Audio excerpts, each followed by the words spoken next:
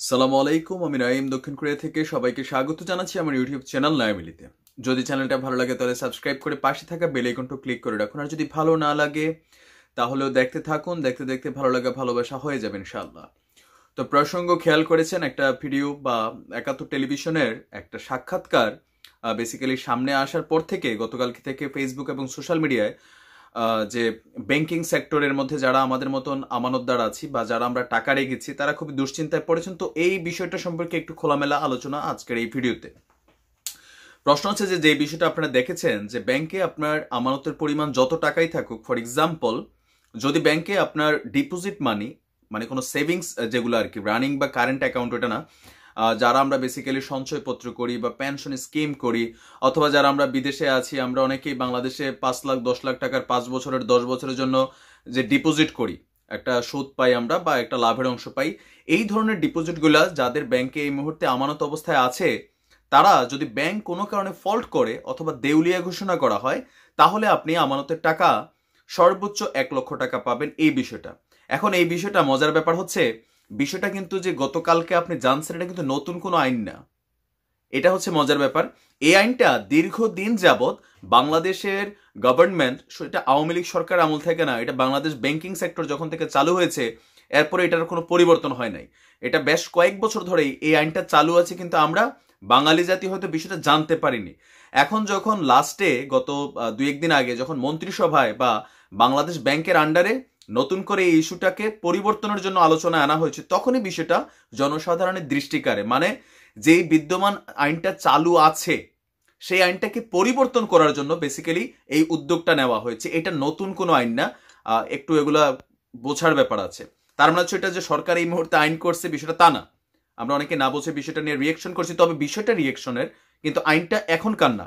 এখন যে প্রস্তাবটা আসছে, যে আইনটা বিদ্যমান আছে, এই আইনটাকে কিভাবে সংশোধন করা যায়, গ্রাহকদের পক্ষে আনা যায়, সেটাকে পরিবর্তনের জন্য এই সিদ্ধান্তের দিকে যাচ্ছে। এখন আপনি দেখেন যে কেন এখানে আরো কিছু বিষয় আছে। বাংলাদেশে এই মুহূর্তে সরকারি, বেসরকারি এবং বিদেশি ব্যাংকের সংখ্যা সব মিলিয়ে হচ্ছে 62, 62টা ব্যাংক আছে। বিশেষ করে আওয়ামী লীগ সরকারের গত 2 আমলে প্রায় 18-র উপরে, প্রায় 22টি মনে হয় টোটাল নতুন ব্যাংক অনুমোদন দেওয়া হয়েছে। আমি সংখ্যাটা শতভাগ শিওর না, বাট কাছাকাছি। যখন ফার্মাস ব্যাংক সহ আরো কিছু ব্যাংক আপনার দেউলিয়া ঘোষণা করা হলো, সুপরিকল্পিতভাবে গ্রাহকের টাকা আপনার কৌশলে মাইরা খাওয়া হলো, এরপরেও নতুন করে আবার যখন ব্যাংক অনুমোদন দেওয়া হলো, তখন স্বাভাবিকভাবেই বাঙালি জাতির মধ্যে দলমত নির্বিশেষে একটা দুশ্চিন্তা দেখা দিল। কেন?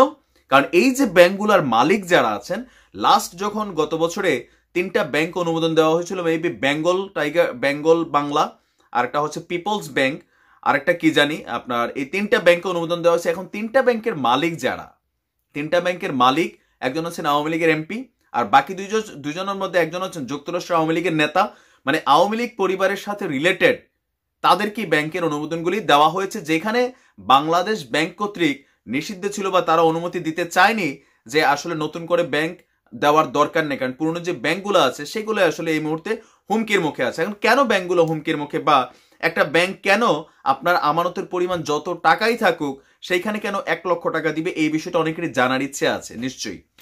এখন আসুন, বাংলাদেশের রাষ্ট্র ব্যবস্থায় একটা ব্যাংক যিনি করবেন, ফর এক্সাম্পল আমরা সবাই মিলা নাই মিলিয়ে একটা ব্যাংক করার চিন্তা করলাম।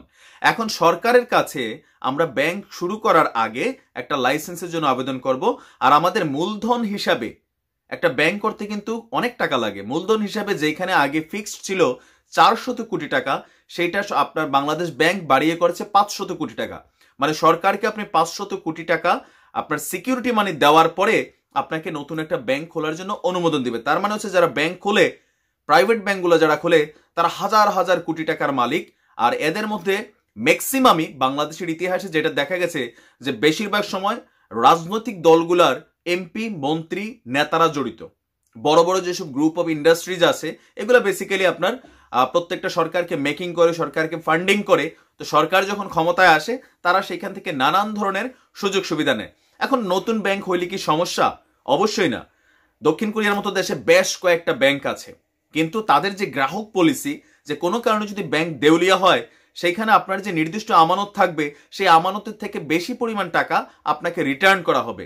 কিন্তু বাংলাদেশে যখন থেকে ব্যাংকিং সেক্টর চালু করা হলো, সাধারণ মানুষ আমরা অনেক কিছু আগে বুঝতাম না, এখন প্রযুক্তি এবং মিডিয়ার কল্যাণে অনেক কিছু আমাদের চোখের সামনে চলে আসে, আর যার কারণে পাবলিকলি রিয়েক্ট করা হয়। কারণ একটাই, এই আমানতের টাকা খুবই ফকিন্নি থেকে শুরু করে, মধ্যবিত্ত থেকে শুরু করে, সরকারি চাকুরিজীবী থেকে শুরু করে সবাই কিন্তু এই ব্যাংকের মধ্যে এই টাকাগুলোকে ডিপোজিট করেন নানান স্টাইলে। কেউ হয়তো সঞ্চয়পত্র হিসাবে, কেউ পেনশন স্কিম হিসাবে, কেউ 3 বছর 5 বছরের জন্য ডিপোজিট আমরা করি। কিন্তু যখন ব্যাংকগুলি দেউলিয়া হয়, এখন একটা ব্যাংক, নাইমিলি ব্যাংক, আমরা 500 কোটি টাকা দিয়ে ব্যাংকটা শুরু করলাম, বাট আমরা গ্রাহক পর্যায় থেকে 20,000 50,000 কোটি টাকা ব্যাংকে আমরা নিয়ে নিলাম। এখন ব্যাংক আসলে আপনাকে লাভ কিভাবে দেয় আপনি এটা তো বোঝেন। নর্মালি ব্যাংকে আমি 5 লাখ রাখছি, 10 বছর পরে আমার 9 লক্ষ টাকা দিল। ব্যাংক তো আর বাপের বাড়ি থেকে আয়না দেয় না, তার লাভ থেকে দেয় না। সে এই আমার 5 লক্ষ টাকা হয়তো আপনার মতন কোনো একজন রহিম, করিম, মুক্তা বা শহীদুল ভাই, আপনারা যে নামে আছেন, ফর এক্সাম্পল আপনি 10 লক্ষ টাকা আপনার ঋণ দরকার, তো ব্যাংক করলো কি যে আমার 5 লাখ টাকা, আরেকজনের 5 লাখ টাকা, 10 লক্ষ টাকা শহীদ ভাইয়ের ঋণ দিল। এখন শহীদ ভাই এই টাকাটা আগামী 5 বছরে পরিশোধ করবেন, কিন্তু উনি ব্যাংকে লাভ সহ ফেরত দিতে হবে। ফর এক্সাম্পল হচ্ছে যে আপনার 20 লক্ষ টাকা। এখন আমি 5 বছরে 5 লক্ষ টাকা রাখছি, আমি 5 বছর পরে বা 10 বছর পরে গিয়ে 9 লক্ষ টাকা আনছি। তো ব্যাংক করছে কি, যাদেরকে ঋণ দিছে তাদের ঋণের টাকাটা থেকেই একটা লাভ তারা নিচ্ছে, সরকারকে ট্যাক্স দিচ্ছে, আর একটা লাভ আমাকে দিচ্ছে। এটা হচ্ছে ব্যাংকের সিস্টেম।